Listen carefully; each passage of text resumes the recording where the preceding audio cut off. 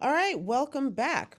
The question of the moment, are flying cars really ready to take off? Well, Evan Kawamura, an expert in drone and flying car technology, joins us now to talk about how these innovations are shaping the future of our skies. Okay, Evan, flying cars, fact or fiction for our near future?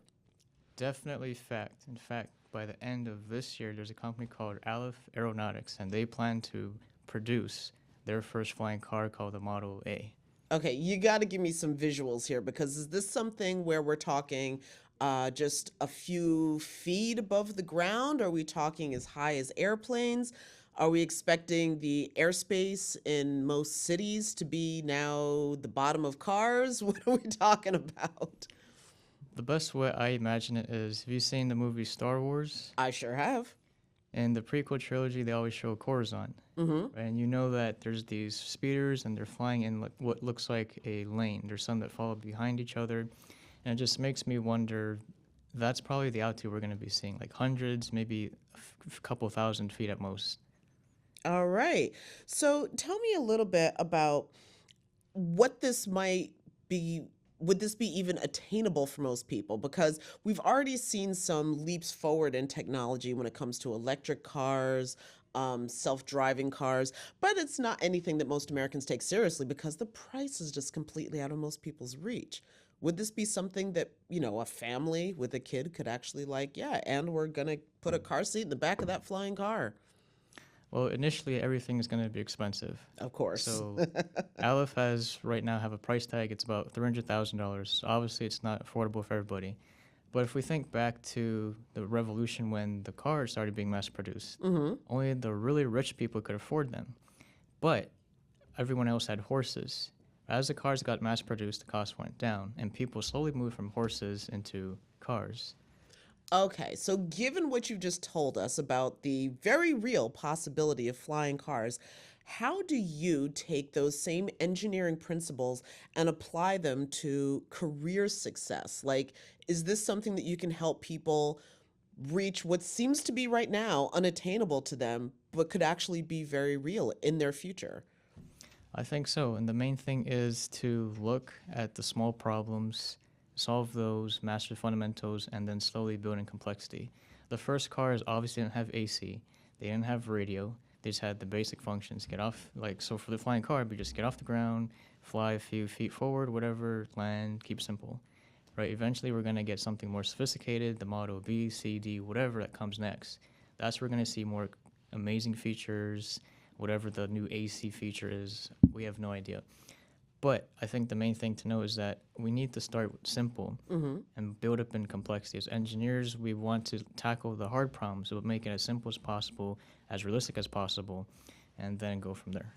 So, is this something that you see being a need in the American workforce? Because right now, again, we're going definitely through maybe not an industrial revolution, but definitely a technology revolution.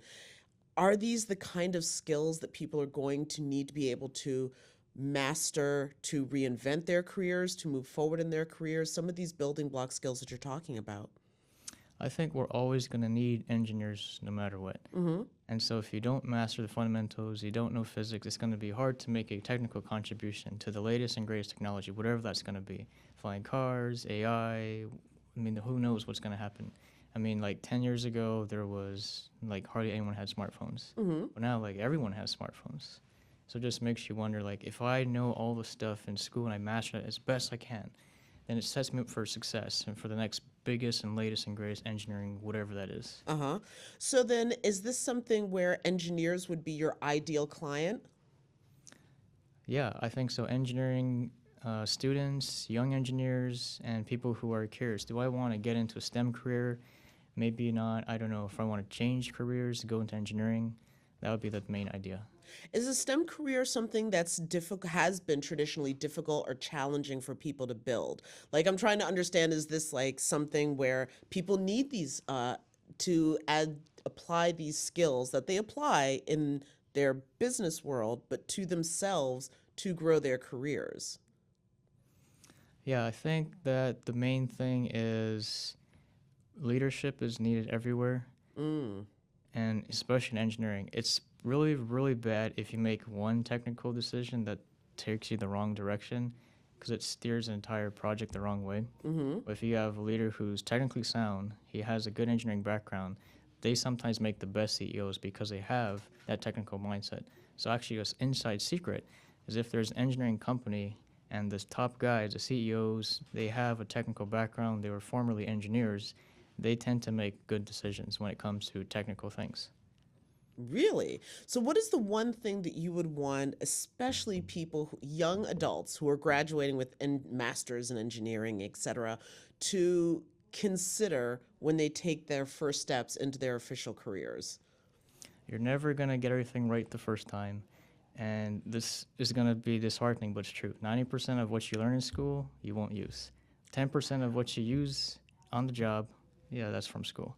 But the main thing is to be flexible, to have a growth mindset, and know that everything you do at your job is going to help build you up into the next level.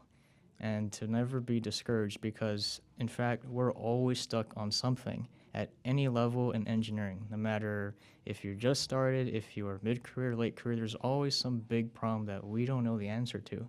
And so in some sense, we're all in that same boat together of, I don't know how to solve the problem yet, but we'll work together and find a solution.